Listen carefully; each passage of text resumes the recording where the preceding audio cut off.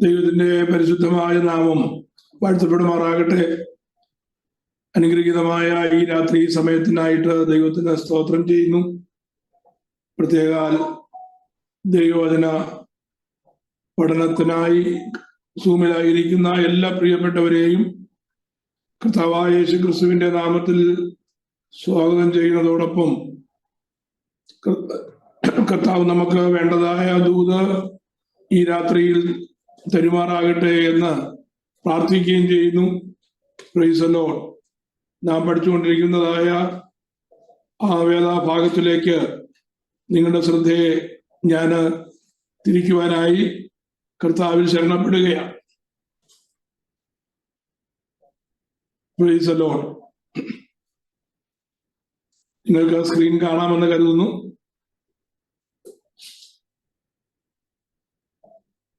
Price the lord. കർത്താവിന്റെ ദൈവമായ കർത്താവിന്റെ വീണ്ടെടുപ്പിന്റെ പദ്ധതിയാണ് നാം ഉൽപ്പത്തി പുസ്തകം മുതൽ ചിന്തിച്ചുകൊണ്ടിരിക്കുന്നത്. വളരെ ശ്രദ്ധയോടെ നാം ഈ വിഷയം കംപ്ലീറ്റ് ചെയ്യുവാനിടയായാൽ വേദപുസ്തകത്തെ കുറിച്ചുള്ളതായ ഒരു നല്ല ഒരു ഗ്രാഹ്യം നമുക്കുണ്ടാകും. ഏത് ഭാഗത്തു നിന്ന് നമുക്കൊരു ചിന്ത വന്നാലും അത് പുറകോട്ടുള്ളതായ ഭാഗവുമായും മുന്നോട്ടുള്ളതായ ഭാഗവും തമ്മിൽ ബന്ധപ്പെടുത്തി നമുക്കതിൻ്റെ വിവിധ തലങ്ങളിൽ ചിന്തിപ്പാനായിട്ട് കഴിയും. അത് അങ്ങനെയാണ് നമുക്ക് ഈ സബ്ജക്റ്റ് നമ്മൾ പഠിച്ചുകൊണ്ടിരിക്കുന്നത്. വീണ്ടെടുപ്പിനെ കുറിച്ചുള്ളതായ ആ വലിയ അറിവ്, അതിൻ്റെ ആരംഭം മുതൽ വീണ്ടെടുപ്പിന്റെ പൂർത്തീകരണം വരെയുള്ളതായ ദൈവിക പദ്ധതിയുടെ ആഴമേറിയ ആലോചനകൾ നമുക്ക് ഇതിനകത്തു നിന്ന് കാണുവാനായിട്ട് കഴിയും. ദൈവമായ കർത്താവ് അതിനുവേണ്ടി തൻ്റെ വീണ്ടെടുപ്പിന്റെ പദ്ധതിയുടെ പൂർത്തീകരണത്തിന് വേണ്ടി വ്യക്തികളെയും കുടുംബങ്ങളെയും രാജ്യങ്ങളെയും ഒക്കെ കർത്താവ് അതിന് മുഖാന്തരങ്ങളായിട്ട് ഉപയോഗിച്ചിട്ടുണ്ട്. അപ്പോ അതെങ്ങനെയാണ് ദൈവത്തിന്റെ പദ്ധതി എന്ന് പഠിക്കുന്നതോടൊപ്പം തന്നെ വിസ്ഡം ഓഫ് ഗോഡ്, ദൈവത്തിന്റെ ആ വലിയ ജ്ഞാനം, ആ വിസ്ഡം എന്താണെന്നുള്ള കാര്യം കൂടെ നമുക്ക് ചെറിയ തോതിലൊന്ന് മനസ്സിലാക്കുവാനായിട്ട് ഇടയായിത്തീരും എന്നാണ് ഞാൻ കരുതുന്നത്. ദൈവത്തിന്റെ വിസ്ഡത്തെ കുറിച്ചൊന്നും നമുക്ക് ഇമാജിൻ ചെയ്യുവാനായിട്ട് കഴിയത്തില്ല. എങ്കിലും നമ്മെ സംബന്ധിക്കുന്ന, നമ്മുടെ നിത്യതയെ സംബന്ധിക്കുന്നതായ വിഷയത്തുള്ളതായ ബന്ധത്തിൽ ദൈവത്തിന്റെ ആഴമേറിയതായ ജ്ഞാനത്തിന്റെ ഒരു ഭാഗമെങ്കിലും നമുക്ക് ഒന്ന് ഗ്രഹിപ്പാൻ കഴിയണം എന്നുള്ളതാണ് ഞാൻ ആഗ്രഹിക്കുന്നത്. Price the Lord. എങ്കിൽ മാത്രമേ നമുക്ക് നിത്യതയിൽ ചെല്ലുമ്പോൾ നമ്മെക്കുറിച്ചുള്ളതായ ദൈവത്തിന്റെ പദ്ധതി നിത്യതയിൽ നമുക്ക് പൂർത്തീകരിക്കാനായിട്ട് കഴിയുകയുള്ളൂ. പലർക്കും നിത്യതയിൽ നമ്മൾ ആരായിത്തീരുമെന്നും നിത്യതയിൽ നമ്മൾ എന്ത് ചെയ്യുവാനായിട്ടാണ് നിത്യതയിലേക്ക് പോകുവാൻ അല്ലെങ്കിൽ കർത്താവിനോട് കൂടെ പോകുവാൻ നാം തയ്യാറായിരിക്കുന്നതെന്നും ഭൂരിഭാഗം ആൾക്കാർക്കും വലിയ പിടിയൊന്നുമില്ല. ആരോടെങ്കിലും ചോദിച്ചു കഴിഞ്ഞാൽ പറയുന്നത് നാം കർത്താവിന്റെ സന്നിധിയിൽ ചെന്ന് യുഗായുഗങ്ങളോളം ആരാധിച്ചു കൊണ്ടിരിക്കുമെന്നാണ് നമ്മൾ ഇനിഷ്യലി പറയാറ്. Price the Lord. എന്നാൽ ഒന്ന് ചിന്തിച്ച് നോക്കിയാൽ നമുക്കറിയാനായിട്ട് കഴിയും. ഇപ്പൊ നമ്മുടെ ബൈബിൾ ക്ലാസ് 9:10 ആരംഭിച്ചു. 10 മണി വരെ നമ്മൾ കടിച്ചു പിടിച്ചിരിക്കും. 10 മണി കഴിയുമ്പോ പിന്നെ കണ്ടിന്യൂ ചെയ്ത് പോയി കഴിഞ്ഞാൽ ആകെ നമ്മൾ എന്ത് ചെയ്യും? അസ്വസ്ഥരാകാനായിട്ട് ഇടയാകും. നമ്മുടെ ആരാധന 2 മണിക്കൂർ, 7:30 മുതൽ 9:30 വരെ അല്ലെങ്കിൽ 9:45 വരെ. 9:45 കഴിയുമ്പോ നമ്മൾ ഇരിക്കുന്നിടത്ത് നിന്ന് ഇളകാട്ടണം. എത്ര ഉപവാസ പ്രാർത്ഥന ആയാലും കൊള്ളാം, ഭയങ്കര ആഴമേറിയതായ തീപ്പൊരി പ്രസംഗമായാലും കൊള്ളാം, 1 മണിക്കൂർ 1.5 മണിക്കൂർ നാട്ടിലെ സ്ഥിതി പറഞ്ഞു കഴിഞ്ഞാൽ ചിലപ്പോൾ 2-2.5 മണിക്കൂർ. അത് കഴിഞ്ഞാൽ പിന്നെ ആരും ഇരിക്കുമെന്ന് എനിക്ക് തോന്നുന്നില്ല. ആത്മാവിന്റെ വലിയൊരു കവിഞ്ഞൊഴുക്കുണ്ടെങ്കിലും നമുക്ക് എത്ര സമയം ആരാധിക്കാൻ പറ്റും കണ്ടിന്യൂസ് ആയിട്ട്? എന്റെ മാക്സിമം കപ്പാസിറ്റി ഞാൻ ആരാധിച്ചിട്ടുള്ളത് 4 മണിക്കൂർ 5 മണിക്കൂർ വരെ ആരാധിച്ചിട്ടുണ്ട് കണ്ടിന്യൂസ് ആയി. പക്ഷെ അത് കഴിയുമ്പോൾ ശരീരത്തിന് അനുഭവപ്പെടുന്നതായ ആ ക്ഷീണം ഭയങ്കര ക്ഷീണമാണ്. അപ്പോ 4-5 മണിക്കൂർ അല്ലെങ്കിൽ പോട്ടെ 10-12 മണിക്കൂർ കണ്ടിന്യൂസ് ആയിട്ട് ആരാധിക്കുകയാണെന്നിരിക്കട്ടെ, നമുക്കറിയാം അതിന്റെ ടയർനെസ് ഒന്നുണ്ടെന്ന്. അങ്ങനെയെങ്കിൽ 1 മാസം കണ്ടിന്യൂസ് ആയിട്ട് ആരാധിക്കുക, 1 വർഷം കണ്ടിന്യൂസ് ആയിട്ട് ആരാധിക്കുക എന്നൊക്കെ പറഞ്ഞാൽ നടക്കുന്ന കാര്യമാണ്. അപ്പൊ നിത്യതയിൽ ചെന്നാൽ നമ്മൾ ആരാധിച്ചുകൊണ്ടേ ഇരിക്കുമെന്ന് പറയുമ്പോൾ അതിനകത്തുള്ളതായ ആ അപ്രായോഗികത എന്താണെന്നുള്ള കാര്യം നമുക്ക് ആലോചിക്കാനേ കഴിയത്തില്ല. അങ്ങനെയെങ്കിൽ നമ്മൾ നിത്യതയിലേക്ക് പോകുന്നത് അവിടെ പോയി ക്ഷീണിച്ചു പോകാനോ മടുത്തു പോകാനോ ഇവിടെ വന്നു പോയല്ലോ എന്ന് ഓർത്ത് പരിതപിക്കാനോ ഒന്നും അല്ല നമ്മൾ അങ്ങോട്ട് പോകുന്നത്. നിത്യയുഗങ്ങളോളം വലിയ സന്തോഷം അനുഭവിക്കുവാൻ വേണ്ടിയാണ്. ആ സന്തോഷത്തിൽ ആരാധന മാത്രമല്ല എന്നുള്ള കാര്യം ഓർക്കണം. അപ്പൊ അത് മനസ്സിലാക്കാനാണ് നമുക്ക് ഈ ദൈവവചനത്തിന്റെ പഠനം സഹായിക്കുന്നത്. നമ്മുടെ ഉള്ളു തുറന്ന് മനസ്സ് തുറന്ന് കിട്ടുന്നതായ സമയം ദൈവവചനം വായിക്കുവാനും പഠിക്കുവാനും നമ്മൾ ശ്രദ്ധ വെച്ച് കഴിഞ്ഞാൽ പ്രൈസ് ദി ലോർഡ്, ആ നിത്യതയെ കുറിച്ചുള്ളതായ ആ വലിയ അറിവ് നമുക്ക് ചെറിയ തോതിലെങ്കിലും ലഭിക്കാനായിട്ട് ഇടയായിട്ട് തീരും. നാം പഠിച്ചു വന്നത് ഒരു രാഷ്ട്രത്തിന്റെ ആരംഭം കുറിക്കുന്നതായ മഹനീയ സമയങ്ങളെ കുറിച്ചാണ്. ദൈവത്തിന്റെ പദ്ധതി ഭൂമിയിൽ വെളിപ്പെടേണ്ടതിന് വേണ്ടി ദൈവം ഒരു ജനതയെ വേർതിരിക്കുവാൻ തീരുമാനിക്കുകയാണ്. ആ ജനതയ്ക്കാണ് പേര് കൊടുക്കുവാൻ ഇടയായിത്തീർന്ന്. നമുക്കറിയാം, ഇസ്രയേൽ എന്ന് ആ ജനതയ്ക്ക് പേര് കൊടുത്തു. ആ രാഷ്ട്രമാകുന്നതിന് മുമ്പ്, രാഷ്ട്രം ഫോം ചെയ്യുന്നതിന് മുമ്പ്, ഒരു സമൂഹം ഉണ്ടാകുന്നതിന് മുമ്പേ ആ സമൂഹത്തിന് ദൈവം ഒരു പേരാണ് ആദ്യം നൽകിയത്. ആ സംഭവങ്ങൾ നമ്മൾ കേട്ട് കഴിഞ്ഞു. അതിനുശേഷം ആ പേര് ലഭിച്ചതായ വ്യക്തിയിൽ നിന്ന് ഒരു കുടുംബത്തെ ദൈവം മെനഞ്ഞെടുക്കുകയാണ്. ആ കുടുംബത്തിൽ തന്നെ 12 പേരുള്ളതായ കുടുംബത്തിൽ 11ാമനായ യോസഫ് എന്ന് പറയുന്നതായ വ്യക്തിയെ ദൈവം പ്രത്യേകമായി തിരഞ്ഞെടുക്കുവാനായിട്ടിടയായി തീർന്നു എന്ന് നാം കഴിഞ്ഞ ആഴ്ചയിൽ ചിന്തിച്ചു. യോസഫിന്റെ ജീവിതത്തിൽ 110 വയസ്സ് 110 വർഷം ദൈർഘ്യമുള്ളതായ യോസഫിന്റെ ജീവിതത്തെ നമുക്ക് 7 ഘട്ടങ്ങളായി നാം പഠിച്ചുകൊണ്ടിരിക്കുകയാണ്. എന്തിനാണ് ആ 7 ഘട്ടങ്ങളാക്കി തിരിച്ചത്? ഒരു ദൈവവേദനെ ദൈവം തന്റെ പദ്ധതിക്ക് വേണ്ടി വേർതിരിച്ചു കഴിഞ്ഞാൽ ദൈവം അവനെ കടത്തിവിടുന്ന വിവിധ അനുഭവങ്ങൾ നമുക്ക് കാണുവാനായിട്ട് കഴിയും. ഒരു വ്യക്തിയുടെയും അനുഭവം സ്ഥിരമായിരിക്കുകയില്ല. ഒരു വ്യക്തിയും കടന്നു പോകുന്നതായ ജീവിത പശ്ചാത്തലം, ജീവിതത്തിന്റെ അനുഭവങ്ങൾ ഒരുപോലെ ആയിരിക്കുകയില്ല. ഈ ഭൂമിയിൽ താഴ്വരകളും പർവ്വതങ്ങളും മലകളും നദികളും ഗർത്തങ്ങളും ഒക്കെ ഉള്ളതുപോലെ തന്നെ ഒരു ദൈവപൈതന്റെ ജീവിതത്തിലും എപ്പോഴും അവന് സുഖസമൃദ്ധമായിരിക്കുന്നതായ ജീവിതാനുഭവമായിരിക്കുകയില്ല. എപ്പോഴും ദുഃഖകരമായിരിക്കുന്ന അനുഭവമായിരിക്കുകയില്ല. ദുഃഖങ്ങളും സന്തോഷങ്ങളും ഞെരുക്കങ്ങളും വിശാലതകളും സാമ്പത്തികമായ ഉന്നതിയും സാമ്പത്തികമായ ദാരിദ്ര്യവും ആത്മീയമായ താഴ്ചയും ഉയർച്ചയും എല്ലാം ദൈവം ഒരുക്കി വെച്ചിട്ടുണ്ട്.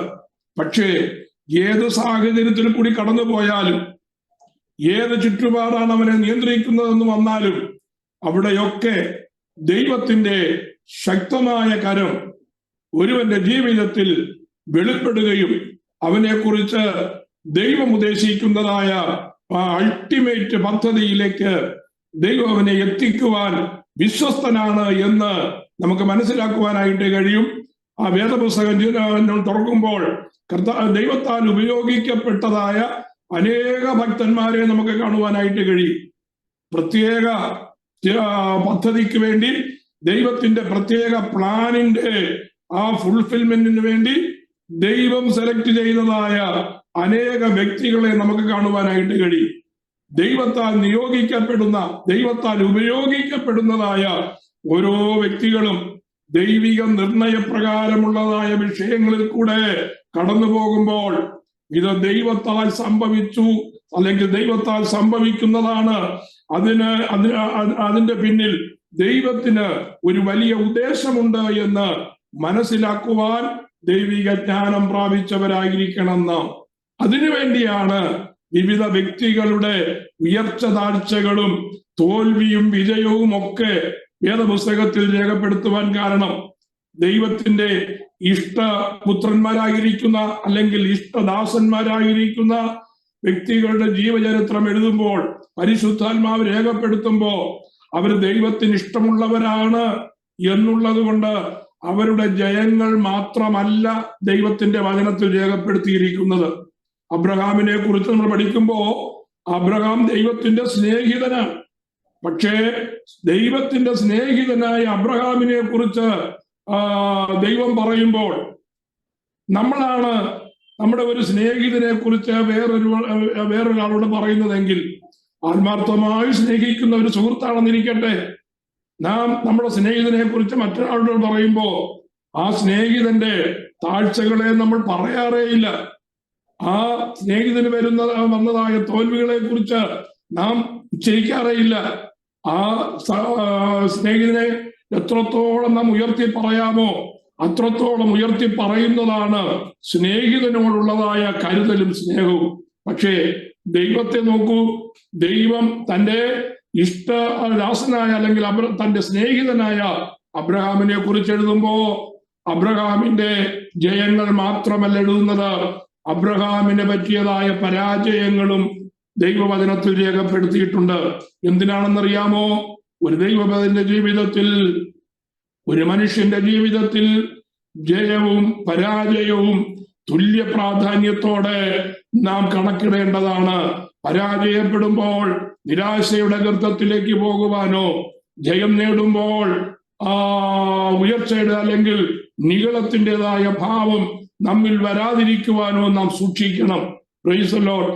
അതിനുവേണ്ടിയാണ് ദൈവം തന്റെ ദാസന്മാരുടെ അനുഭവങ്ങളെ രേഖപ്പെടുത്തിയിരിക്കുന്നത്. മാത്രമല്ല, പരാജയത്തിന്റെ പിന്നിൽ അല്ലെങ്കിൽ പരാജയത്തിന് ശേഷം ഉന്നതമായ ഒരു വിജയം ദൈവം ഒരുക്കി വെച്ചിട്ടുണ്ട് എന്നുള്ള പ്രത്യാശയാൽ നാം നിറയണം. പരാജയം ഒരിക്കലും മനുഷ്യനെ നശിപ്പിച്ച് കളയത്തില്ല. ദൈവാശ്രയത്തോടെ മുന്നേറുന്നതായ ഒരു ദൈവഭയന്റെ ജീവിതത്തെ സംബന്ധിച്ച് പരാജയം എന്ന് പറയുന്നത് വിജയത്തിന്റെ മുന്നോടിയാണ്. അതാണ് യോസഫ് നമ്മെ പഠിപ്പിക്കുന്നത്. യോസഫിന്റെ ജീവചരിത്രം നമ്മെ പഠിപ്പിക്കുന്നത്. യോസഫിന്റെ ആ ജീവിത ചക്രത്തിന്റെ ഒന്നാമത്തെ ഘട്ടമാണ് നാം കഴിഞ്ഞ ആഴ്ചയിൽ ചിന്തിച്ചത്. എന്താണ്? താന് പിതാവിന്റെ ഭവനത്തിലായിരുന്നതായ ആ സന്തോഷകരമായ അനുഭവം. അനുഭവത്തിൽ നിന്ന് ആ യോസഫ് ക്രമേണ താൻ ഒരിക്കലും ഇഷ്ടപ്പെടാത്ത, താൻ ഒരിക്കലും വിചാരിക്കാത്ത, താൻ ഒരിക്കലും പോകണമെന്ന് ആഗ്രഹിക്കാത്തതായ ഒരനുഭവത്തിലേക്ക് അവൻ എടുത്തെറിയപ്പെടുന്നത് നമുക്ക് കാണുവാനായിട്ട് കഴിയും. യാക്കോബിന്റെ കുടുംബചരിത്രം എഴുതുന്നതായ ഒരു വാക്യം നമ്മൾ പ്രത്യേകം ഒന്ന് നോട്ട് ചെയ്തിട്ട് രണ്ടാമത്തെ ഘട്ടത്തിലേക്ക് ഒന്ന് പോകുവാനാണ് ഞാൻ താല്പര്യപ്പെടുകയാണ്. യാക്കോബ് തന്റെ 37-ാം അധ്യായത്തിന്റെ 1-ാമത്തെ വാക്യത്തിലേക്ക് കടന്നു വരുമ്പോൾ നാം കഴിഞ്ഞ ആഴ്ച ചിന്തിച്ച ഭാഗമാണ്. എന്നാൽ ഞാൻ മെൻഷൻ ചെയ്യാതെ പോയതായ ഒരു ഭാഗമായത് കൊണ്ടാണ് ഞാൻ ആ ഭാഗം ഒന്നും കൂടെ വായിക്കുന്നത്. യാക്കോബ് തന്റെ പിതാവ് പരദേശിയായി പാർത്ത ദേശമായ കനാൻ ദേശത്ത് വസിച്ചു. യാക്കോബിന്റെ വംശപാരമ്പര്യം എന്തെന്നാൽ, അതാണ് ഞാൻ പറയാനായിട്ട് വിട്ടുപോയെന്ന് പറഞ്ഞത്. ഇവിടെ നമുക്ക് വേദപുസ്തകത്തിൽ 5-ാമത്തെ അധ്യായം മുതൽ വംശപാരമ്പര്യങ്ങൾ നമുക്ക് കാണുവാനായിട്ട് കഴിയും. വേദപുസ്തകത്തിൽ പലയിടത്തും വംശപാരമ്പര്യങ്ങൾ എഴുതിയിട്ടുണ്ട്. ഉൽപ്പത്തി പുസ്തകത്തിൽ തന്നെ പലയിടങ്ങളിലും എഴുതിയിരിക്കുന്നത് നമുക്ക് കാണുവാനായിട്ട് കഴിയും. അപ്പോ ആദാം തുടങ്ങി മാനവരാശിയുടെ വംശപാരമ്പര്യം, കയീനിന്റെ വംശപാരമ്പര്യമുണ്ട്, ശേത്തിന്റെ വംശപാരമ്പര്യമുണ്ട്. ഇങ്ങനെ വംശപാരമ്പര്യങ്ങൾ എഴുതിയിരിക്കുന്നതായ ഭാഗങ്ങളുണ്ട്. അവിടെയൊക്കെ നമ്മൾ ചിന്തിച്ചു കഴിഞ്ഞാൽ വംശപാരമ്പര്യം ആരംഭിക്കുന്നത് മൂത്ത മകനിൽ നിന്നാണ്. മനസ്സിലായോ? ആദ്യജാതനിൽ നിന്നാണ് വംശപാരമ്പര്യം സാധാരണഗതിയിൽ ആരംഭിക്കുന്നത്. ഇവിടെ നോക്കിയേ, യാക്കോവിന്റെ വംശപാരമ്പര്യം എന്തെന്നാലെന്ന് പറഞ്ഞിട്ട് ആരിൽ നിന്ന് ആരംഭിക്കണമായിരുന്നു? ആദ്യജാതനായ രൂബേനിൽ നിന്ന് ആരംഭിക്കണമായിരുന്നു. പക്ഷേ ഇവിടെ ആരംഭിച്ചതോ, യാക്കോവിന്റെ വംശപാരമ്പര്യം എന്തെന്നാൽ 11ാമത്തെ മകനായ യോസഫിൽ നിന്നാണ് വംശപാരമ്പര്യം പറഞ്ഞു തുടങ്ങുന്നത്. എന്താ കാരണം നമുക്കറിയാം.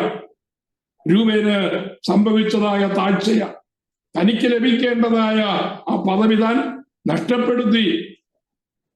ആ സ്ഥാനത്ത് യോസഫിനെ ദൈവിക പദ്ധതിക്ക് വേണ്ടി നിയോഗിക്കപ്പെട്ടതായ യോസഫിനെ ഉയർത്തുകയാണ്. ആരാ ഉയർത്തിയത്? Price the Lord. ഉയർത്തിയത് യാക്കോബല്ല, ഉയർത്തിയത് അവന്റെ സഹോദരന്മാരല്ല, ഉയർത്തിയത് അവന്റെ ദേശമല്ല, ഉയർത്തിയത് ദൈവമാണ് അവനെ ഉയർത്തിയത്. ദൈവത്തിന്റെ പദ്ധതിക്ക് വേണ്ടി ദൈവം കണ്ടിരിക്കുന്നതായ ദൈവ പൈതലിനെ ദൈവം ഉയർത്തുമെന്നുള്ളതിന് രണ്ടു പക്ഷമില്ല. ആരൊക്കെ എതിർത്തെന്ന് പറഞ്ഞാലും, ആരൊക്കെ ഒറ്റപ്പെടുത്തിയെന്ന് പറഞ്ഞാലും, ആരൊക്കെ എതിരായി നിന്ന് ദുരാലോചന ചെയ്തെന്ന് പറഞ്ഞാലും, ദൈവത്താൽ ഉപയോഗിക്കപ്പെടേണ്ടതായ ഒരു വ്യക്തിയെ ദൈവം ഉയർത്തും. അങ്ങനെ ഉയർത്തപ്പെടുവാൻ ആഗ്രഹമുള്ള പ്രിയപ്പെട്ടവർ ദൈവകരങ്ങളിൽ ഏൽപ്പിച്ചൊരു നിമിഷം ഹല്ലേലൂയ ശാന്തമായിരിക്കുന്ന ഇടത്തിരുന്ന് ഒരു നിമിഷം പ്രാർത്ഥിച്ചാട്ടെ. കർത്താവേ, അങ്ങയുടെ പദ്ധതിക്ക് വേണ്ടി എന്നെ ഒരുക്കണമേ എന്ന് വാസ്തവമായി നാം പ്രാർത്ഥിച്ചാൽ നിശ്ചയമായും നമ്മുടെ കർത്താവ് ആ പ്രാർത്ഥന കേൾക്കുവാനായിട്ട് ഇടയായിട്ട് തീരും. അപ്പോ ആ ഫസ്റ്റ് സ്റ്റേജിൽ നമ്മൾ ചിന്തിച്ചു നിർത്തിയത് യോസഫിനെ പകച്ചതായ സഹോദരന്മാരെ കുറിച്ചാണ്. യോസഫ് 2 സ്വപ്നം കാണുവാനായിട്ടിടയായി. ആ സ്വപ്നം കണ്ടതിന്റെ വെളിച്ചത്തിൽ തന്റെ അപ്പനും യോസഫിനോട് അല്പമല്ലാത്തതായ മുഷിച്ചിൽ ഉണ്ടായി എന്ന് നമ്മൾ കഴിഞ്ഞ ആഴ്ച ചിന്തിച്ചു. സഹോദരന്മാർക്ക് ഭയങ്കരമായ എന്തു വന്നു? അവനോടുള്ളതായ അസൂയയോ പകയോ കോപമോ ഒക്കെ കടന്നു വരുവാനായിട്ടിടയായി. ചുരുക്കി പറഞ്ഞാൽ എങ്ങനെയെങ്കിലും യോസഫിനെ നശിപ്പിച്ചു കളയണം എന്നുള്ളതായ ചിന്ത അവന്റെ ഹൃദയത്തിൽ വരുവാനിടയായി. ഞാൻ കഴിഞ്ഞ ആഴ്ചയിൽ പറഞ്ഞതായ ഒരു കാര്യം നിങ്ങൾക്ക് ഓർമ്മയുണ്ടായിരിക്കുമല്ലോ. ജനിതക പാപം എന്നറിയപ്പെടുന്നതായ പാപങ്ങളെ കുറിച്ച് ഞാൻ മെൻഷൻ ചെയ്യുവാനിടയായി. അതിൽ ഈ സഹോദരന്മാർക്ക് തോന്നിയതായ പാപം എന്താണെന്ന് നോക്കിക്കേ. ആരും അറിയാതെ പുറമേ നിന്ന് നോക്കിയാൽ യാതൊരു കുഴപ്പവും ഉണ്ടെന്ന് തിരിച്ചറിയുവാൻ കഴിയാത്ത വിധത്തിൽ അവരുടെ ഉള്ളത്തിൽ എന്ത് ചെയ്തു? അസൂയ നിറയുവാനായിട്ടിടയായി. അസൂയ കോപമായി, പകയായി മാറി, ഈർഷ്യയായി മാറി, വിരോധമായി മാറി, വെറുപ്പായി മാറി. പിന്നെ അവർ തമ്മിൽ ദുരാലോചന ചെയ്യുവാനിടയായി. സ്വന്തം സഹോദരനാണെന്നുള്ളതായ ചിന്ത പോലും മനസ്സിലില്ലാതെ എന്ത് ചെയ്തു? സഹോദരനെതിരെ ദുരാലോചന ചെയ്യുന്നതായ ഒരു കൂട്ടത്തെ നമുക്കിവിടെ കാണുവാനായിട്ട് കഴിയും. ആ 37 അധ്യായത്തിന്റെ വിഷയമാണ് ഞാൻ ഈ പറയുന്നത്. 18 മുതൽ 21 വരെയുള്ളതായ വാക്യങ്ങളിൽ നമുക്ക് കാണുവാൻ കഴിയുന്നത് സഹോദരന്മാരുടെ ദുരാലോചനയാണ്. അപ്പോ ആ ദുരാലോചന കണ്ടിട്ട് സഹോദരന്മാർ എന്ത് ചെയ്തു? അവർ എങ്ങനെങ്കിലും കൊന്നുകളയണമെന്നുള്ളതായ ചിന്തയിൽ അവരെത്തുവാനായിട്ടിടയായി. അങ്ങനെ അപ്പൻ ഏൽപ്പിച്ചതായ ആ ആടുകളെയും കൊണ്ട് സഹോദരന്മാർ ആടുമേയ്ക്കാനായിട്ട് പോയപ്പോ ദിവസങ്ങളായി മടങ്ങി വരാതിരിക്കുന്നതായ മൂത്ത മക്കളുടെ ക്ഷേമം അന്വേഷിക്കേണ്ടതിന് വേണ്ടി യോസഫിനെ പറഞ്ഞു വിട്ടു. യോസഫ് എന്തിനാ പോയത്? സഹോദരന്മാരുടെ ക്ഷേമം അന്വേഷിക്കുവാനായിട്ടാണ് പോയത്. പക്ഷേ ദൂരെ നിന്ന് വരുന്നതായ ഇളയ സഹോദരനെ കണ്ടിട്ട് അതുവരെ അവരുടെ ഹൃദയത്തിൽ ഒതുക്കി വെച്ചിരുന്നതായ ആ പാപത്തിന്റെ ക്രൂരത എല്ലാം കൂടെ എന്ത് ചെയ്യുകയാണ്? പുറത്ത് കൊണ്ടുവരികയാണ്. അവര് പറയുകയാണ്, ഇതാ സ്വപ്നക്കാരൻ വരുന്നു എന്ന് പറഞ്ഞ് അവനെതിരെ വലിയ ഒരു പ്ലോട്ട് ഉണ്ടാക്കുവാനായിട്ടിടയായി. വരുമ്പോഴേ പിടിച്ച് കൊന്നുകളയണമെന്നുള്ളതായിരുന്നു അവരുടെ ചിന്ത. അതിനല്പ സാവകാശം ചിന്തിക്കേണ്ടതിന് വേണ്ടി എന്താ ചെയ്തത്? യോസഫിനെ ഒരു പൊട്ടക്കുഴിയിൽ ഇട്ടു. അപ്പോ ആ ഒന്നാമത്തെ സ്റ്റേജിൽ യോസഫ് കടന്നു പോകുന്ന യോസഫിന്റെ ആരംഭം എവിടെയായിരുന്നു? വളരെ സന്തോഷകരമായ നിമിഷങ്ങളിലായിരുന്നു ആരംഭം. ഒന്നാമത്തെ ഘട്ടം, അപ്പൻ അവന് വിലയേറിയതായ നിലയങ്കി കൊടുത്തു. അപ്പൻ അവനെ കൂടുതൽ സ്നേഹിച്ചു. ഭവനത്തിൽ നിന്ന് പുറത്തു വിടാതെ ഭവനത്തിൽ ഇഷ്ടമകനായി അവനെ പരിപാലിച്ചു കൊണ്ടിരിക്കുകയാ. അതാണ് ഒന്നാം ഘട്ടത്തിന്റെ ആദ്യ ഭാഗം. പക്ഷേ ആദ്യ ഭാഗം അത് എത്ര ദിവസമാണെന്ന് നമുക്ക് അറിയത്തില്ല. ചുരുങ്ങിയ നാൾ മാത്രമേ ആ സന്തോഷത്തിന്റെ അനുഭവത്തിൽ അവന് കഴിയാനായിട്ട് സാധിച്ചുള്ളൂ. വളരെ താമസിയാതെ ഒന്നാമത്തെ സ്റ്റേജിന്റെ അടുത്ത ഭാഗത്തേക്ക് കടന്നു വരികയാണ്. സഹോദരന്മാർ എന്ത് ചെയ്തു? അവന്റെ വസ്ത്രം ഉരിഞ്ഞെടുത്തിട്ട് ആ പിതാവ് നൽകിയതായ ആ വിശേഷ വസ്ത്രം സഹോദരന്മാർ ഊരി മാറ്റിയിട്ട് ആ സ്വന്തം സഹോദരനെ അല്പം പോലും ദാക്ഷിണ്യം കാണിക്കാതെ പൊട്ടക്കുഴിയിലേക്ക് ഇട്ടുകളയുവാനായിട്ടിടയായി. പൊട്ടക്കുഴിയിൽ കിടക്കുമ്പോ അവിടെ നിന്ന് അവർ ചിന്തിക്കുകയാണ്, എങ്ങനെയാണ് ഇവനെ കൊന്നുകളയേണ്ടതെന്നൊരു കൂട്ടം ചിന്തിക്കുമ്പോ മൂത്ത മകനായ അല്ലെങ്കിൽ മൂത്ത സഹോദരനായ രൂപൻ എങ്ങനെയെങ്കിലും കൊല്ലാതെ യോസഫിനെ എന്ത് ചെയ്യണം, വെറുതെ വിടണം എന്നുള്ളത് ചിന്താഗതിക്കാരനായിരുന്നു. ഏതായാലും ഞാൻ വിവരിക്കുന്നില്ല. ആ യോസഫിനെ മിദ്യാന്യ കച്ചവടക്കാർക്ക് വിൽക്കപ്പെടുകയാണ്. അപ്പന്റെ പരിലാളനിൽ നിന്നകന്ന്, തന്റെ കുടുംബത്തിന്റെ സ്നേഹബന്ധത്തിൽ നിന്നകന്ന് അടിമയായി വിൽക്കപ്പെടുകയാണ്. നമ്മളത് വെറുതെ വായിച്ചു വിടും ഈ അടിമയായി എന്നുള്ളത്.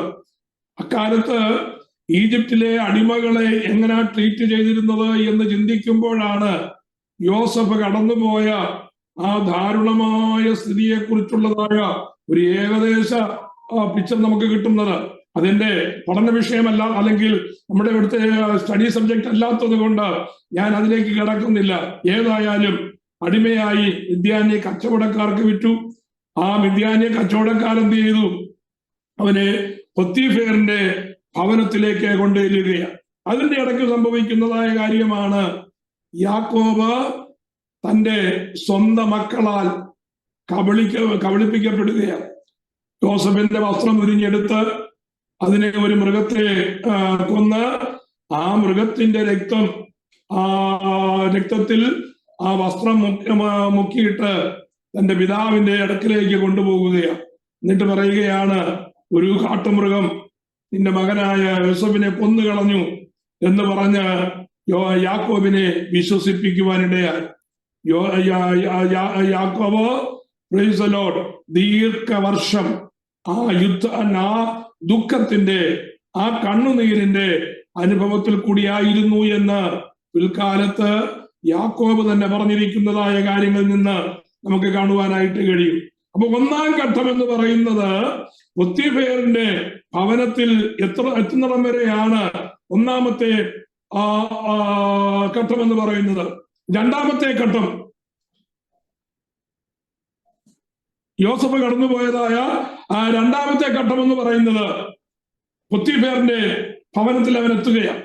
പൊത്തീഫേറിന്റെ ഭവനത്തിൽ എത്തിയതായ യോസഫ് തന്റെ കർത്തവ്യനിരത കൊണ്ടും തന്റെ സാമർഥ്യം കൊണ്ടും പൊത്തീഫേറിന്റെ ഭവനത്തിലെ കാര്യവിചാരകനായി മാറ്റപ്പെട്ടു. ഇവിടെ ഒരു ദൈവ പൈതലിന് ഉണ്ടായിരിക്കേണ്ടതായ ക്വാളിറ്റി നമ്മൾ ശ്രദ്ധിക്കണം. എന്താണ് യോസഫിന്റെ ക്വാളിറ്റി? 17 വയസ്സേ പ്രായമുള്ളൂ കേട്ടോ, 17 വയസ്സേ പ്രായമുള്ളൂ. ഈ 17 വയസ്സ് പ്രായമുള്ളതായ ഈ യൗവനക്കാരൻ ആ പൊത്തീഫേറിന്റെ ഭവനത്തിലെ കാര്യവിചാരകനായി തീരണമെങ്കിൽ എത്രമാത്രം ഉത്തരവാദിത്വത്തോടുകൂടെ, ശുഷ്കാന്തിയോടെ, വർക്ക്മാൻഷിപ്പോടെ കാര്യങ്ങൾ കൈകാര്യം ചെയ്തു എന്ന് നാം മനസ്സിലാക്കണം. തന്റെ ഭവനത്തിൽ, യാക്കോബിന്റെ ഭവനത്തിൽ അവൻ ജോലിയൊന്നും ചെയ്യാൻ സാധ്യതയില്ല. കാരണം യാക്കോബ് മഹാധനവാനാണ്, യാക്കോബിന്റെ ഇഷ്ടപുത്രനാണ്. തന്റെ ഭവനത്തിൽ ദാസീദാസന്മാർ അനേകരുണ്ട്. ആജ്ഞാനുവർത്തികളായി യാക്കോബിന്റെ ഭവനത്തിൽ ഒത്തിരി പേരുണ്ട്. ഇഷ്ടപുത്രനായ യോസഫിനെ കൊണ്ട് ഒരു ജോലിയും ഒരുപക്ഷെ ആര് ജയിച്ചു കാണത്തില്ലായിരിക്കാം, യാക്കോബ് ജയിച്ചില്ല എന്ന് നാം ഒരു വശത്ത് ചിന്തിച്ചാൽ, മറുവശത്ത് എനിക്ക് പറയേണ്ടി വരും, ധനവാനാണെങ്കിൽ പോലും ഒരു ഭവനത്തിന്റെ കാര്യങ്ങൾ എങ്ങനെ മുന്നോട്ട് കൊണ്ടുപോകണമെന്ന് ഈ 17 വയസ്സുള്ളതായ യോസഫിന് നല്ല അഭ്യസനം കിട്ടിയിരിക്കാനാണ് സാധ്യത എന്നാണ് ഞാൻ കരുതുന്നത്. Price the Lord. നമ്മുടെ കുഞ്ഞുങ്ങളെ കാര്യപ്രാപ്തി ഉള്ളവരായി നാം വളർത്തും. ചെറുതിലെ തന്നെ, വളരെ ഇളം പ്രായത്തിൽ തന്നെ അവർക്ക് ചെയ്യുവാൻ കഴിയുന്നതായ ജോലി അവരെ കൊണ്ട് ചെയ്യിപ്പിച്ച് ബാലവേല ചെയ്യിക്കണമെന്നല്ല ഞാൻ ഈ പറഞ്ഞു വന്നത്. അവരെ ഉത്തരവാദിത്വം അവർക്ക് നൽകി, ഭവനത്തിന്റെ സ്ഥിതി അവരെ മനസ്സിലാക്കി, ചുറ്റുപാടുകൾ മനസ്സിലാക്കി, അവരവർ നിർവഹിക്കേണ്ടതായ ഉത്തരവാദിത്വങ്ങൾ അവരവർ തന്നെ നിർവഹിക്കേണ്ടതായ രീതിയിലായിരിക്കണം കുഞ്ഞുങ്ങളെ വളർത്തിക്കൊണ്ടുവരേണ്ടത്.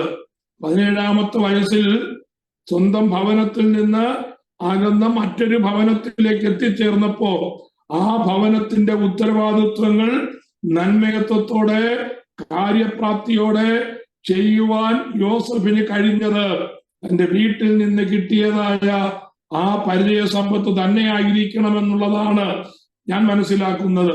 Price the Lord. ഞാൻ അതിൽ നിന്ന് പ്രിയമുള്ളവരെ പറയുവാൻ ഉദ്ദേശിക്കുന്നതായ കാര്യം, സ്തോത്രം, നമ്മുടെ കുഞ്ഞുങ്ങളെ നാം അഭ്യസിപ്പിക്കേണ്ടത് എങ്ങനെയാണ് എന്ന് ഒരു ചിന്ത ഞാൻ നിങ്ങൾക്ക് തന്നിട്ട് ഞാൻ മുന്നോട്ട് കടന്നു പോകുകയാണ്. അപ്പൊ 2ാമത്തെ ഘട്ടം എന്ന് പറയുന്നത്, യോസഫ് എവിടെയാണ്? പൊത്തിഫേറിന്റെ ഭവനത്തിലാണ്. ഇനി നമുക്ക് 3ാമത്തെ ആ സിറ്റുവേഷനിലേക്ക് എത്തുന്നതെന്ന് പറയുന്നത്, 3ാമത്തെ സ്റ്റേജ്, 2ാമത്തെ സ്റ്റേജിൽ എന്തൊക്കെയാണ് സംഭവിച്ചു നോക്കാം. അതായത് പൊത്തിഫേറിന്റെ ഭവനത്തിൽ കാര്യവിചാരകനായിട്ട് മാറ്റപ്പെട്ടു. 39-ാം അധ്യായം 1 മുതൽ 6 വരെയുള്ളതായ വാക്യം. ഇതിനിടയ്ക്ക് 37-ാമത്തെ അധ്യായത്തിനും 39-ാമത്തെ അധ്യായം, 37-ാമത്തെ അധ്യായത്തിന്റെ ഒടുവിൽ പൊത്തിഫേറിന്റെ ഭവനത്തിൽ യോസഫിനെ കൊണ്ടെത്തിക്കുന്നതായ സംഭവമാണ്. 38-ാമത്തെ അധ്യായം 37-മായിട്ടോ 39-മായിട്ടോ യാതൊരു ബന്ധവുമില്ല എന്ന് തോന്നുന്ന ഒരു അധ്യായമാണ് 38-ാമത്തെ അധ്യായം. ഒരു ലോൺലി ചാപ്റ്റർ ആണെന്ന് നമുക്ക് പറയാം. ഒരു പ്രത്യേക സംഭവം പറയാൻ വേദപുസ്തകത്തിൽ ഇങ്ങനത്തെ സംഭവം എഴുതേണ്ട കാര്യം എന്താണ് എന്ന് ചിന്തിക്കത്തക്കതായ വിധത്തിൽ ഒരു അധ്യായം നമുക്ക് 38-ാമത്തെ അധ്യായമായിട്ട് വായിക്കാൻ കഴിയും. നിങ്ങൾ ശാന്തമായി വായിച്ചു നോക്കണം. 37-ാമത്തെ അധ്യായം വായിക്കണം, 39-ാമത്തെ അധ്യായം വായിക്കണം. എന്നിട്ട് 38-ാം അധ്യായത്തിന്റെ പ്രായോഗികത എന്താണ്, അതിന്റെ ഇമ്പോർട്ടൻസ് എന്താണെന്ന് ഈ 2 അധ്യായം കൂടെ കൂട്ടിക്കലർത്തി ഒന്ന് നോക്കണം. ലോജിക്കലി പറയാനായിട്ട് കഴിയും, ഒരു ബന്ധവും ഇല്ലാത്തതായ സംഭവങ്ങളാണ്. യാക്കോബിന്റെ ഭവനത്തിൽ സംഭവിക്കുന്ന കാര്യങ്ങളാണ്, യാക്കോബിന്റെ മകന്റെ ജീവിതത്തിലെ കാര്യങ്ങളാണെങ്കിൽ പോലും ആ യഹൂദയുടെ ജീവിതത്തിൽ സംഭവിക്കുന്നതായ വിഷയം, എന്തിനാണ് ഈ വിഷയം രേഖപ്പെടുത്തിയത് എന്ന് ചോദിച്ചാൽ അതിന്റെ ഉത്തരവില്ലേ ഉള്ളൂ. ഉൽപ്പത്തി മുതൽ വെളിപ്പാട് വരെ പഠിക്കുമ്പോ നമ്മുടെ കർത്താവിന്റെ വംശപാരമ്പര്യം ഇടതളവില്ലാതെ, ഒരു ഗ്യാപ്പുമില്ലാതെ തമ്മിൽ കണക്ട് ചെയ്തിരിക്കുന്നതായ വംശപാരമ്പര്യം നമുക്ക് കാണുവാൻ കഴിയും.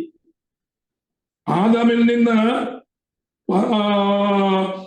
കർത്താവായ യേശുക്രിസ്തുവിൽ നിന്ന് തുടങ്ങി മുകളിലോട്ട് വംശപാരമ്പര്യം ലൂക്കോസ് എഴുതുന്നതായ ഭാഗം നമുക്ക് ലൂക്കോസിന്റെ 3-ാം അധ്യായം നമുക്ക് കാണുവാനായിട്ട് കഴിയും.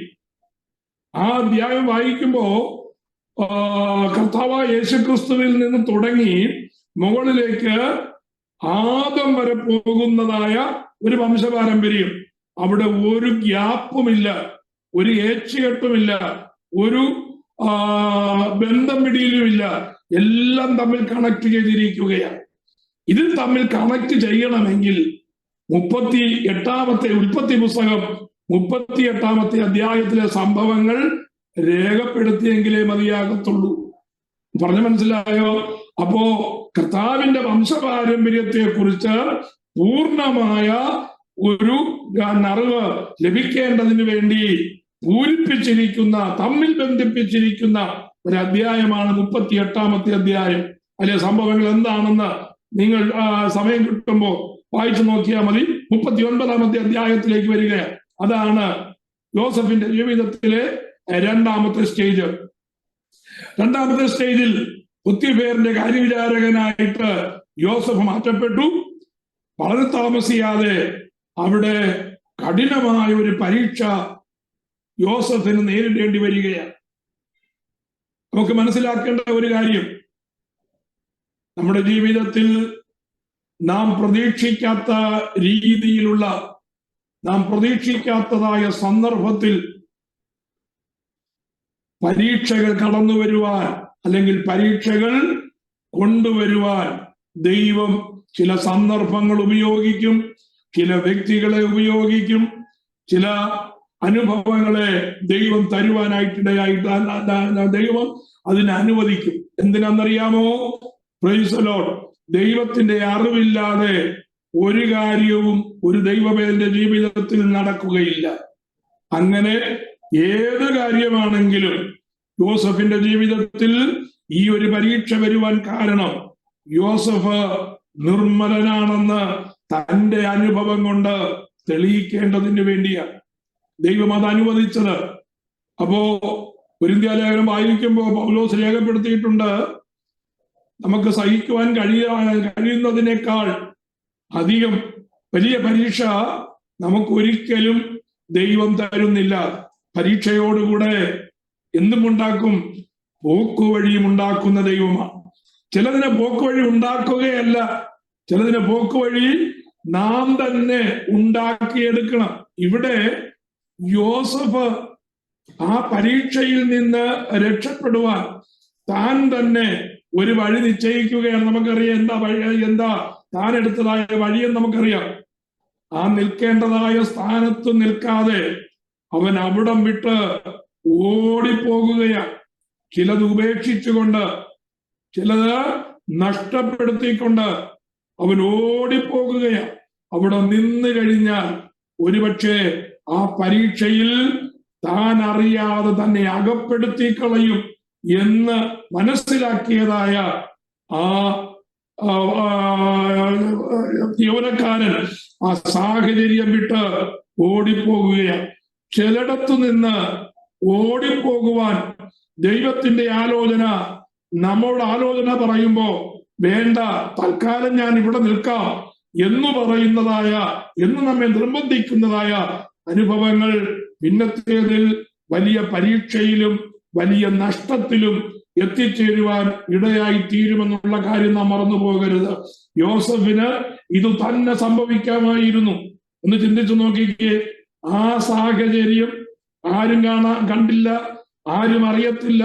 ആ കുടുംബത്തിന്റെ മൊത്തം കാര്യങ്ങൾ നിർവഹിക്കുന്നതായ വീട്ടിലെ കൊച്ചമ്മയുടെ ഇഷ്ടത്തിനനുസരിച്ച് ആ ഒന്ന് ചാഞ്ഞു കൊടുത്തിരുന്നു എങ്കിൽ യോസഫിന് ഒരിക്കലും പോത്തിഫേറിന്റെ ഭവനത്തിൽ നിന്ന് പോകേണ്ടി വരികയില്ലായിരുന്നു.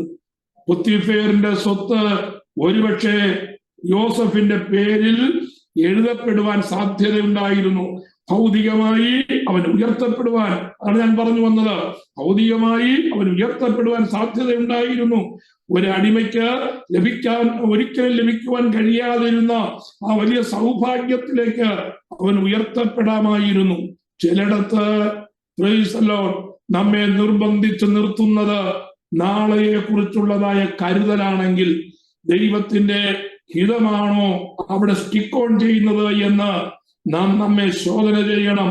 ഒരുപക്ഷെ നാളെ ലഭിക്കുവാനിരിക്കുന്നതായ നന്മയോർത്ത് ഇന്നത്തെ ബലഹീന വശങ്ങളിൽ കണ്ണടച്ചു കളഞ്ഞാൽ, ആ പരീക്ഷയിൽ തൽക്കാലം തല ചായ്ക്കേണ്ടി വന്നാൽ നാളെ ലഭിക്കേണ്ടിയിരുന്നതായ ഉന്നതാവസ്ഥ എന്നേക്കുമായി നഷ്ടപ്പെടുവാൻ ഇടയുണ്ട്. ആ ഒരുക്കപ്പെടുന്ന ഇടത്താവളത്തിൽ യോസഫ് ഒതുങ്ങിപ്പോകുവാൻ സാധ്യതയുണ്ടായിരുന്നു. ശ്രദ്ധിച്ചു നോക്കിയേ, ആ രണ്ടാമത്തെ ഘട്ടം യോസഫിന്റെ ജീവിതത്തിലെ അവസാന ഘട്ടമായിട്ട് മാറ്റപ്പെട്ടനെ. രണ്ടാമത്തെ ഘട്ടം എന്ന് പറയുന്നത് ആ പൊത്തിഫേറിന്റെ ഭവനത്തിലെ ആ ജീവിതമാണ്. അവിടെ ആ രണ്ടാമത്തെ ഘട്ടത്തിൽ അല്ലെങ്കിൽ സെക്കൻഡ് സ്റ്റേജിൽ ഒടുങ്ങിപ്പോകേണ്ട യോസഫിന്റെ ജീവിതം മൂന്നാമത്തെ സ്റ്റേജിലേക്ക്, നാലാമത്തെ സ്റ്റേജിലേക്ക്, ഏഴാമത്തെ സ്റ്റേജിലേക്ക് വരെ അവനെ കൊണ്ടുചെന്നത് രണ്ടാം സ്റ്റേജിൽ അവൻ നഷ്ടപ്പെടുത്തിയതായ ചില വിഷയങ്ങളാണ് എന്നുള്ള കാര്യം നാം വളരെ ഓർക്കണം. ഒരു ദൈവത്തിന്റെ ജീവിതത്തിൽ വിട്ടോടേണ്ടതായ അനേക കാര്യങ്ങൾ സുവിശേഷങ്ങളിൽ കാണുവാൻ കഴിയും. നോക്കിക്കേ, പഴയ നിയമത്തിൽ യോസഫ് വിട്ടോടിയതായ കാര്യം, അത് വിട്ട് ഓടേണ്ടതായ കാര്യങ്ങളെ പുതിയ നിയമത്തിൽ പറഞ്ഞിരിക്കുമ്പോ അത് എങ്ങനെയാണ് വിട്ടോടേണ്ടത് എന്ന് രണ്ടു ഭാഗവും കൂടെ തമ്മിൽ നമ്മൾ താരതമ്യം ചെയ്ത് നോക്കണം. നമുക്ക് ചിലപ്പോൾ ചില കാര്യങ്ങൾ ഇഷ്ടപ്പെടുന്നതായിരിക്കാം, ചിലതിനോട് താല്പര്യം തോന്നുന്നതായിരിക്കാം, ചിലത് നമ്മളെ ഇക്കിളിപ്പെടുത്തുന്നതായിരിക്കാം, ചിലത് നമ്മളെ സുഖപ്പെടുത്തുന്നതായിരിക്കാം, ചിലത് നന്മ തരുന്നതായിരിക്കാം, ചിലത് സന്തോഷം തരുന്നതായിരിക്കാം. അതിലേക്ക് നാം മനഃപൂർവമായി പാപത്തിൽ അകപ്പെടുവാനായി നാം ഒന്ന് വെയിറ്റ് ചെയ്താൽ പോകേണ്ടതായ അനുഭവത്തിൽ ലഭിക്കേണ്ടതായ ഉന്നതികൾ തടയപ്പെടും എന്നുള്ളത് മനസ്സിലാക്കണം. അപ്പൊ യോസഫിന് നേരിട്ടതായ പരീക്ഷയാണ് നമുക്ക് ആ സ്റ്റേജിലെ രണ്ടാമത്തെ വിഷയം. മൂന്നാമത്തെ വിഷയം എന്ന് പറയുന്നത് ഓടിപ്പോയതായ യോസഫ് നിരപരാധിയായ യോസഫിനെ അപരാധിയാക്കി മാറ്റുന്നതായ സാഹചര്യമാണ്. നാമും പലപ്പോഴും ചെയ്യാത്ത കുറ്റത്തിന് നാം പഴി കേൾക്കാൻ സാധ്യതയുള്ളവരാണ്. നമ്മുടെ ഔദ്യോഗിക മണ്ഡലത്തിലും അങ്ങനെ സംഭവിക്കാം, നമ്മുടെ കുടുംബ പശ്ചാത്തലത്തിൽ സംഭവിക്കാം, നമ്മുടെ സോഷ്യൽ ലൈഫിൽ അങ്ങനെ സംഭവിക്കാൻ സാധ്യതയുണ്ട്. ചെയ്യാത്ത കുറ്റം നമ്മുടെ മേൽ ചുമത്തുമ്പോ അവിടെ യോസഫ് വാദിച്ചു നിന്നില്ല. യോസഫ് എന്ത് ചെയ്തു? ചിലതിന്റെ മുമ്പിൽ, ആ അധികാരിയുടെ മുമ്പിൽ അവന് വാദിച്ചു നിൽക്കുവാൻ സാധ്യതയില്ലാത്തത് കൊണ്ടാണ് കേട്ടോ. ഏതായാലും അവനെ കാരാഗൃഹത്തിലേക്ക് എത്തിക്കുവാനായിട്ടിടയായി. രണ്ടാമത്തെ സ്റ്റേജ്, ആരംഭം സുഖത്തിലാണ്. തൊട്ടു മുമ്പ് പരിതാപകരമായ അവസ്ഥയിൽ നിന്ന് സുഖത്തിലേക്ക് വന്നു എങ്കിലും ആ സുഖത്തിൽ തുടരുവാൻ കഴിയാതെ വണ്ണം അവൻ മൂന്നാമത്തെ സ്റ്റേജിലേക്ക് എറിയപ്പെടുവാനായിട്ടിടയായിട്ട് തീർന്നു. അപ്പോ രണ്ടാമത്തെ സ്റ്റേജിൽ ശ്രദ്ധിക്കേണ്ടതായ കാര്യം എന്താണ്? Price the Lord. എല്ലാ ദൈവവൈദ്യന്റെ ജീവിതത്തിലും, ആത്മീക ജീവിതത്തിലും, ഭൗതിക ജീവിതത്തിലും ഇടത്താവളങ്ങൾ ഒരുങ്ങപ്പെടും. ഞാൻ പറഞ്ഞു മനസ്സിലായോ? ഇടത്താവളങ്ങൾ എന്ന് പറയുമ്പോ ടെമ്പററി റെസ്റ്റിംഗ് പ്ലേസ് എന്ന് പറയാം, ടെമ്പററി കംഫർട്ടബിൾ സോൺ എന്ന് പറയാം. ടെമ്പററി കംഫർട്ടബിൾ സോൺ വരുമ്പോ എന്ത് ചെയ്തും അവിടെ പിടിച്ചു നിൽക്കാം, എന്ത് തിന്മ ചെയ്തും അവിടെ പിടിച്ചു നിൽക്കാം, എന്ത് കള്ളത്തരം കാണിച്ചും അവിടെ പിടിച്ചു നിൽക്കാം, എന്ത് വ്യാജം ചെയ്തും അവിടെ ഒന്ന് പിടിച്ചു നിൽക്കാം എന്ന് കരുതുന്ന ആ സ്റ്റേജ് ഏതു മണ്ഡലത്തിൽ ഒരുങ്ങി വന്നാലും ദൈവ പൈതലിന് ദോഷമല്ലാതെ ഒരിക്കലും ഗുണം ചെയ്യുകയില്ല എന്ന ആ വലിയ തത്വം നമ്മൾ മനസ്സിലാക്കണം. Price the Lord. ഞാൻ കൂടുതൽ വിവരിക്കുന്നില്ല. ഞാൻ അടുത്ത മൂന്നാമത്തെ സ്റ്റേജിലേക്ക് പോകുകയാണ്. ആ 39 അധ്യായത്തിന്റെ ഒടുവിൽ യോസഫ് കാരാഗൃഹത്തിൽ അടയ്ക്കപ്പെടുകയാണ്. അപ്പൊ കാരാഗൃഹത്തിലാകുന്നതായ യോസഫിന്റെ മൂന്നാമത്തെ ഘട്ടമാണ്. മൂന്നാമത്തെ ഘട്ടത്തിൽ എവിടായി? ഇപ്പൊ യോസഫ് കാരാഗൃഹത്തിലാണ്. കാരാഗൃഹത്തിൽ വരാനുള്ള കാരണം പൊത്തിഫേർ അവനെ അപരാധിയാക്കി മുദ്ര കുത്തിയത് കൊണ്ടാണ്. അതേ കാരാഗൃഹത്തിൽ തന്നെ 2 ഗവൺമെന്റ് ഉദ്യോഗസ്ഥരും കൂടെ അവിടെ തടവുകാരായി വരുവാനായിട്ടിടയായി. 40-ാമത്തെ അധ്യായമാണ്. ആ മൂന്നാമത്തെ സ്റ്റേജ്, തേർഡ് സ്റ്റേജിൽ എന്താ സംഭവിക്കുന്നത്? ഒത്തിരി കാര്യങ്ങൾ നമുക്കവിടെ കാണുവാനായിട്ട് കഴിയും. അതിനെ 3 ഭാഗങ്ങളായിട്ട് ഞാനത് തിരിച്ചിരിക്കുകയാണ്. യോസഫ് ഗവൺമെന്റ് ഉദ്യോഗസ്ഥന്മാരുടെ കൂടെ കാരാഗൃഹത്തിൽ. അവിടെ ദൈവം അറിഞ്ഞിട്ടാണ്, അല്ലെങ്കിൽ യോസഫ് ആയിരുന്നതായ ആ പ്രത്യേക സിറ്റുവേഷനെ യോസഫിന് അനുഗ്രഹകരമായിട്ട് മാറ്റുവാൻ യോസഫിന്റെ ജീവിതത്തിൽ കൂടെ അല്ലാതെ ദൈവം ഇടപെട്ടതായ വിഷയമാണ് നമുക്ക് അവിടെ കാണുവാൻ കഴിയുന്നത്.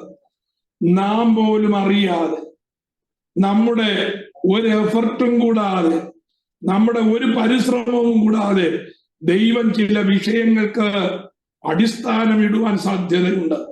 പക്ഷേ ദൈവം ചിലതിന് അടിസ്ഥാനം ഇടുമ്പോ അത് പൂർത്തീകരണത്തിലേക്ക് കൊണ്ടുവരുവാൻ നമ്മുടെ മേൽ വ്യാപരിക്കുന്ന ദൈവകൃപയും നമ്മുടെ പരിശ്രമവും വളരെ ആവശ്യമാണ് എന്ന് തെളിയിക്കുന്നതാണ് മൂന്നാമത്തെ സ്റ്റേജ്. ഞാൻ വെറുതെ പറഞ്ഞു വിടുകയല്ല കേട്ടോ.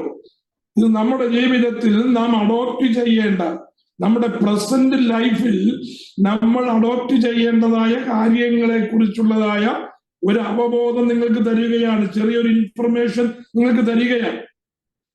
കാരാഗൃഹത്തിലായിരിക്കുന്നതായ യോസഫ് താൻ അവിടെ വരുന്നതായ കാര്യങ്ങളെ കുറിച്ച് പദം പറയുകയോ, ഫറവോന്റെ പൊത്തിഫേറിന്റെ ഭാര്യയെ കുറിച്ച് കുറ്റം പറയുകയോ, പൊത്തിഫേറിനെ കുറിച്ച് അപവാദം പറയുകയോ, ഞാന് നിരപരാധിയാണെന്ന് അവിടെ വാദിക്കുകയോ ഒന്നും ചെയ്തതായിട്ട് നമുക്ക് അവിടെ കാണുവാനേ കഴിയുന്നില്ല. പക്ഷേ യോസഫ് എത്രമാത്രം സാമർത്ഥ്യം പൊത്തിഫേറിന്റെ ഭവനത്തിൽ കാണിച്ചുവോ, അതുപോലെ ശുഷ്കാന്തിയും അതുപോലെ പ്രവർത്തന പാഠവും യോസഫ് കാരാഗൃഹത്തിലും കാണിച്ചത് കൊണ്ടാണ് കാരാഗൃഹത്തിന്റെ ആ പ്രമാണിക്ക് യോസഫിനോട് കൃപ തോന്നുവാൻ കാരണമായി തീർന്നത്. ഒരുപക്ഷെ അതുകൊണ്ടായിരിക്കാം ഉന്നത ഉദ്യോഗസ്ഥന്മാരെ പാർപ്പിക്കുന്നതായ ജയിലിലേക്ക് യോസഫിനെ മാറ്റുവാനിടയായിട്ട് തീർന്നതും അതുകൊണ്ടായിരിക്കാം. ഞാൻ പറഞ്ഞു മനസ്സിലായി. നമ്മൾ വെറുതെ വായിച്ചു വിടുകയാണ് ആ ഭാഗം. പക്ഷെ ദൈവത്തിന്റെ കരം യോസഫിന്റെ ജീവിതത്തിൽ അനുകൂലമാകുവാൻ യോസഫ് എന്തു ചെയ്തു എന്നുള്ള കാര്യം കൂടെ നമ്മൾ ചിന്തിക്കണം. നമ്മൾ മിണ്ടാതിരുന്ന് കൈകളെയും കൂപ്പിപ്പിടിച്ച് ഉപവസിച്ച് പ്രാർത്ഥിച്ചുകൊണ്ടിരുന്നാൽ മാത്രം പോരാ. പ്രാർത്ഥനയുടെ പിന്നിൽ ദൈവം നമുക്ക് തന്നിരിക്കുന്നതായ സാഹചര്യങ്ങൾ യൂട്ടിലൈസ് ചെയ്ത് ജ്ഞാനത്തോടെ പ്രവർത്തിച്ച് ആ പ്രവൃത്തിയിൽ കൂടെ ദൈവമഹത്വം വെളിപ്പെടുവാനുള്ളതായ മുഖാന്തരം ദൈവ പൈതൽ ഒരുക്കണമെന്നുള്ളതാണ് വചനത്തിന്റെ പ്രമാണം. ഇത് എന്റെ പ്രമാണമല്ല, എന്റെ ബുദ്ധിയുടെ പ്രമാണമല്ല. ഇത് പഴയ നിയമത്തിലായാലും പുതിയ നിയമത്തിലായാലും വളരെ വ്യക്തമായി നമ്മളെ പഠിപ്പിച്ചിരിക്കുന്നതായ കാര്യം പ്രവൃത്തി കൂടാതെ വിശ്വാസം മാത്രം വെച്ച് ദൈവത്തെ പ്രസാദിപ്പിക്കുവാൻ കഴിയത്തില്ല എന്ന് തന്നെയാണ് യാക്കോബിന്റെ ലേഖനവും റോമാലേഖനവും നമ്മൾ ഒന്നിച്ച് പഠിക്കണം. മറ്റ് ലേഖനങ്ങളിൽ വളരെ വ്യക്തതയോടെ ലേഖനകർത്താക്കൾ പരിശുദ്ധാത്മാവിൽ രേഖപ്പെടുത്തിയിരിക്കുന്ന കാര്യങ്ങളുണ്ട്. സുവിശേഷങ്ങളിൽ കർത്താവിന്റെ പ്രസംഗങ്ങളും ഉപദേശങ്ങളും പഠിക്കുന്നതായ ഒരു വ്യക്തിക്ക് ഇത് ചെയ്യുവീൻ എന്ന് ആവർത്തിതമായി കർത്താവ് തന്നെ പറഞ്ഞിരിക്കുന്ന കാര്യം കാണുവാൻ കഴിയും. ചെയ്യേണ്ടത് ചെയ്യാതെ, ശ്രദ്ധിക്കണമേ, ചെയ്യേണ്ടത് ചെയ്യാതെ നമ്മൾ അലസതയോടെ ഇരുന്ന് പ്രാർത്ഥിച്ചത് കൊണ്ട് ദൈവപ്രവൃത്തി നമ്മുടെ ജീവിതത്തിൽ പൂർണ്ണതയോടെ വെളിപ്പെടുകയില്ല എന്ന് നാം വളരെ വളരെ ആഴത്തിൽ മനസ്സിലാക്കണം. ദൈവവചനത്തിന്റെ വ്യവസ്ഥയായതുകൊണ്ടാണ് ഞാനത് പറയാൻ കാരണം. പ്രാർത്ഥന വളരെ ആവശ്യമാണ്. എത്രത്തോളം പ്രാർത്ഥിക്കാമോ അത്രത്തോളം പ്രാർത്ഥിക്കണം. പക്ഷേ പ്രാർത്ഥിക്കുന്നത് പോലെ തന്നെ അത്രയും അതിനേക്കാൾ പ്രാധാന്യം ദൈവം നമുക്ക് തന്നിരിക്കുന്നതായ ആരോഗ്യം, ദൈവം നമുക്ക് തന്നിരിക്കുന്നതായ ബുദ്ധി, ദൈവം നമുക്ക് തന്നിരിക്കുന്നതായ സാഹചര്യം, ദൈവം നമുക്ക് തന്നിരിക്കുന്നതായ കഴിവ്, ഇത് നമ്മുടെ നമ്മുടെ ജീവിതത്തിന്റെ ഉയർച്ചയ്ക്ക് വേണ്ടി നാം ഉപയോഗിക്കുമ്പോൾ മാത്രമേ ദൈവത്തിന്റെ പ്രവൃത്തി നമ്മുടെ ജീവിതത്തിൽ വെളിപ്പെട്ട് നാം ദൈവത്തിന്റെ പദ്ധതിക്ക് ഒരുക്കപ്പെടുകയുള്ളൂ എന്നുള്ള കാര്യം നാം മനസ്സിലാക്കണം. അതിനനുസരിച്ച് വേണം നമ്മുടെ ജീവിതത്തെ ക്രമീകരിക്കുവാൻ. ഇവിടെ യോസഫ് എന്താ ചെയ്തത്? യോസഫ് കാരാഗൃഹ പ്രമാണിയുടെ കൃപയ്ക്ക് പാത്രീഭൂതനാകത്തക്ക രീതിയിൽ അവന്റെ പ്രവൃത്തി ചെയ്തത് കൊണ്ടാണ് യോസഫിനോട് അവന് കൃപ തോന്നുവാൻ കാരണം. അതുകൊണ്ടാണ് ആ ഫറവോന്റെ ഉന്നത ഉദ്യോഗസ്ഥന്മാരാണ് കേട്ടോ, സാധാരണ ജോലിക്കാരല്ല. ഫറവോന്റെ അടുത്തു നിന്ന് ഫറവോൻ കുടിക്കുന്നതായ പാനപാത്രം ഫറവോന്റെ കയ്യിലേക്ക് കൊടുക്കുന്നതിന് മുമ്പ് അതിന്റെ ക്വാളിറ്റി ചെക്ക് ചെയ്യുന്നതായ ഉന്നത പദവിയിലുള്ളതായ മനുഷ്യനാണ് പാനപാത്രവാഹകൻ. അതുപോലെ അപ്പക്കാരുടെ പ്രമാണി എന്ന് പറയുന്നതും ഫറവോന്റെ ഉന്നത ഉദ്യോഗസ്ഥനാണ്. VIP കേഡറിലുള്ളതായ ആ കാരാഗൃഹത്തിലേക്ക് യോസഫ് മാറ്റാൻ കാരണം എന്താണെന്നുള്ള കാര്യം നമ്മൾ ചിന്തിച്ചാൽ മതി. 2, യോസഫ് എന്താ ചെയ്തത്? യോസഫ് ആ കാരാഗൃഹ പ്രമാണിയുടെയും പാനപാത്രവാഹകന്റെയും ശുശ്രൂഷകനായി നിൽക്കുവാനുള്ളതായ സന്നദ്ധതയും അവൻ കാണിക്കുകയാണ്. അതുകൊണ്ടാണ് അവരുടെ മുഖം പാടിയിരുന്നപ്പോൾ ചോദിച്ചത്, എന്താ നിങ്ങളുടെ മുഖം പാടിയിരിക്കുന്നത് ചോദിച്ചു. അപ്പോ എന്താ ചെയ്തത്? അവര് ഇന്നതാണ് എന്ന് പറഞ്ഞ് സ്വപ്ന വ്യാഖ്യാനം നൽകുക, സ്വപ്നം പറയുകയാണ്. ഇനി ശ്രദ്ധിക്കണം, ഞാൻ നേരത്തെ പറഞ്ഞത് തന്റെ ശരീരം കൊണ്ട് തനിക്ക് ചെയ്യുവാൻ കഴിയുന്ന, തന്റെ അധ്വാനം കൊണ്ട് തനിക്ക് ചെയ്യുവാൻ കഴിയുന്നതായ കാര്യങ്ങൾ ചെയ്ത് തന്റെ സ്ഥാനത്തേക്ക് അവൻ വരുവാനിടയായി. ഇനി അടുത്തത്, ദൈവം അവനിൽ പകർന്നതായ ഒരു കൃപയുണ്ട്. കാരാഗൃഹത്തിലാണെന്ന് പറഞ്ഞ് ഇവിടെ ഒരു പ്രയോജനം ചെയ്യത്തില്ല എന്ന് പറഞ്ഞ് ആ കൃപ, ദൈവം കൊടുത്തതായ ആ കൃപ അവൻ എന്ത് ചെയ്തില്ല? അവനത് മേശക്കീഴിൽ കൊണ്ടുവച്ചില്ല എന്ന് പറഞ്ഞാൽ അവൻ ഒളിച്ചു വെച്ചില്ല. പാനപാത്രവാഹകനും അപ്പക്കാരുടെ പ്രമാണിയും സ്വപ്നം കണ്ടു എന്ന് പറഞ്ഞു കഴിഞ്ഞപ്പോ എന്നോട് പറഞ്ഞേ ഞാനത് നിങ്ങൾക്ക് വ്യാഖ്യാനിച്ചു തരാമെന്ന് പറയത്തക്കവണ്ണം അവൻ അപ്പോഴും ദൈവകൃപയാൽ അവൻ നിയന്ത്രിക്കപ്പെടുന്നവനായിരുന്നത് കൊണ്ടാണ്. ജീവിതത്തിന്റെ ഏത് സാഹചര്യങ്ങളിലും ദൈവം നമ്മിൽ പകർന്നിരിക്കുന്നതായ ദൈവകൃപ ചോർന്നു പോകാതെ സൂക്ഷിക്കുന്ന ഒരു ദൈവ പൈതലിനെ മാത്രമേ ദൈവത്തിന് ഉപയോഗിപ്പാൻ കഴിയുകയുള്ളൂ എന്ന് ഈ രാത്രിയിൽ നാം മനസ്സിലാക്കണം. ദൈവം സാഹചര്യം ഒരുക്കി തന്നിട്ട് ഞാൻ കാര്യങ്ങൾ ചെയ്യാമെന്ന് പറഞ്ഞിരുന്നാൽ പറ്റുകയില്ല. ഒരുക്കപ്പെടുന്നതായ സാഹചര്യങ്ങളിൽ ഞാൻ ദൈവകൃപയുള്ളവനാണ് എന്ന് മറ്റുള്ളവർക്ക് ബോധ്യം വരത്തക്ക രീതിയിൽ ദൈവം നമ്മിൽ പകർന്നിരിക്കുന്നതായ സ്പിരിച്വൽ ബ്ലെസ്സിങ്സ് ഉണ്ട്, ദൈവിക സ്വഭാവങ്ങളുണ്ട്. ആ ഡിവൈൻ പർപ്പസിലേക്ക് നാം അത് യൂട്ടിലൈസ് ചെയ്യണമെന്നുള്ളതാണ് കാരാഗൃഹത്തിലെ 3-ാം ഘട്ടത്തിലെ യോസഫ് നമ്മെ പഠിപ്പിക്കുന്നത്. നാം കാരാഗൃഹത്തിലായിരിക്കണമെന്നില്ല. അതിന് നമ്മുടെ ജോലി സ്ഥലത്ത്, നമ്മുടെ യാത്രാവേളകളിൽ, നമ്മുടെ സഭാമണ്ഡലത്തിൽ, നമ്മുടെ കുടുംബ പശ്ചാത്തലത്തിൽ ഇവിടൊക്കെ നമുക്കത് യൂട്ടിലൈസ് ചെയ്യുവാൻ കഴിയണം. എങ്ങനെ? ദൈവം എന്നിൽ ഒരു കൃപ പകർന്നിട്ടുണ്ട്. അത് ഏത് സാഹചര്യമായാലും അത് ഉപയോഗിപ്പാൻ നാം ഒരുക്കമുള്ളവരായിരിക്കണം. തലേന്ന് യോസഫ് പറഞ്ഞില്ല നാളെ സ്വപ്നം കാണും എന്ന് പറഞ്ഞില്ല. അല്ലെങ്കിൽ രാത്രി ഉറക്കം കഴിഞ്ഞ് എഴുന്നേറ്റിരുന്നതായ 2 പേരും സ്വപ്നം കണ്ടു കഴിഞ്ഞപ്പോ ഞാൻ 2 ദിവസം കഴിഞ്ഞിട്ട് പറയാം, ഒന്ന് പ്രാർത്ഥിച്ചു നോക്കട്ടെ, ഞാനത് പറയാൻ ശ്രമിക്കാം എന്നല്ല യോസഫ് പറഞ്ഞത്.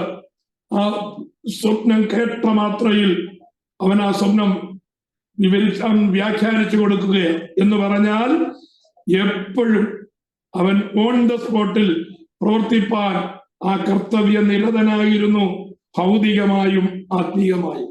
നോക്കിക്കേ, ഒരു ദൈവവേദനെ ദൈവം യൂട്ടിലൈസ് ചെയ്യുവാൻ അവൻ ഏതൊക്കെ മണ്ഡലത്തിലാണ് ശുഷ്കാന്തിയോടെ ആയിരിക്കേണ്ടത്?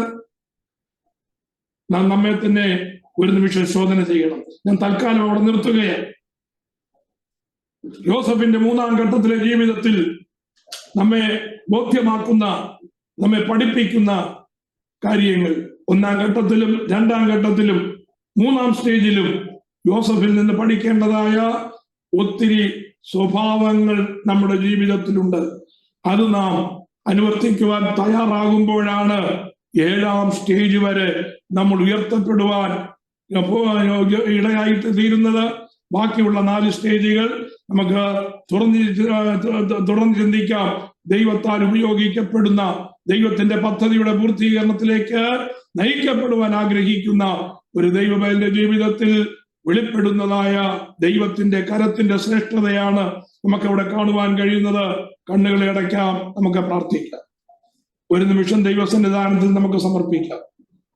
കർത്താവേ, എന്റെ ഭൗതിക ജീവിതത്തിൽ ദൈവം തന്നിരിക്കുന്നതായ കഴിവുകൾ, ദൈവം തന്നിരിക്കുന്നതായ കൃപ, സാഹചര്യം നോക്കാതെ എപ്പോഴും അത് ഉപയോഗിപ്പാൻ കർത്താവിനെ സഹായിക്കണമേ എന്ന ആ വലിയ പ്രാർത്ഥന നമ്മുടെ ജീവിതത്തിൽ ഉണ്ടാകട്ടെ.